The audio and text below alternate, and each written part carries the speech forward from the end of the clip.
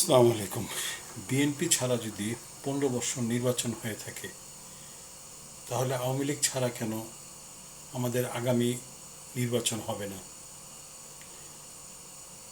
বিএনপির সমর্থক যারা ছিল, কর্মী যারা ছিল, তারা 15 বছর ভোট দেয় নাই, গত 3টা নির্বাচনে ভোট দেয় নাই।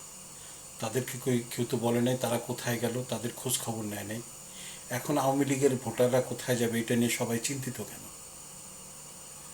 আওয়ামী লীগকে যদি নির্বাচনে আসতেই হয়, তাহলে অন্ততপক্ষে একটা আইন কঠোরভাবে করা উচিত, যে সকল আওয়ামী লীগের নেতা কর্মী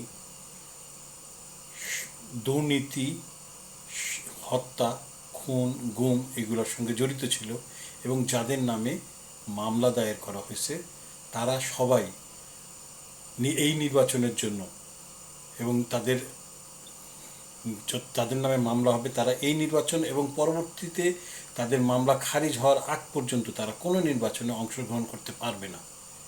এই একটা কাজকেও যদি কিনা এই সরকার এবং এই দেশের জনগণ, বিএনপি, জামাত, এনসিপি এবং অন্যান্য রাজনৈতিক দলগুলো মিলে এই একটা জিনিসকে যদি এস্টাবলিশ করে, অন্ততপক্ষে বাংলাদেশে স্বৈরাচার হতে ভবিষ্যতে আমরা স্বৈরাচার হইতে কাউকে দেখব না। ধন্যবাদ।